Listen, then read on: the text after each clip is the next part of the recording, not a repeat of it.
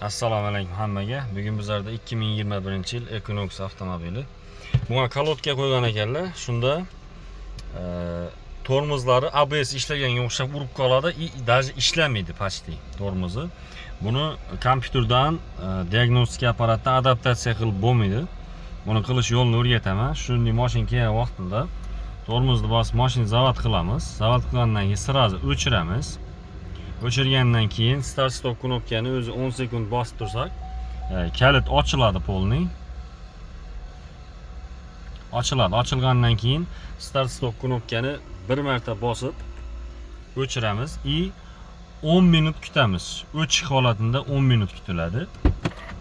10 minut kutilgandan keyin mashinani kalitni ochamiz. Mashinani zavod qilamiz. Yana shu bosib turamiz 10 sekund.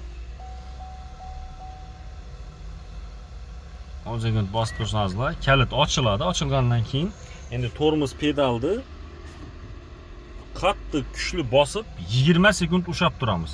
O'zi tir qilib turadi, keyin 20 sekund, 15 sekundlardan keyin shu tirillab turgan narsa yo'qolib ketadi. Qo'yib yuboramiz. Tormozni qo'yib yuboramiz, kalitni yopamiz. Kalitni yopgandan keyin обратный zavod qilamiz. Mashina zavod qilib, tormozni 2-3 marta bunday qilib qachat qilib yuboramiz tormozni. Все, shuning bilan kalotka masalasi tamom. Bu yerda Skolskiy doroga, hamma narsa yonib qoladi. Shular hammasi o'chadi, xudo xolos. Video foydali bo'lgan bo'lsa, like bosib, tanishlaringizga yuborib qo'yasizlar.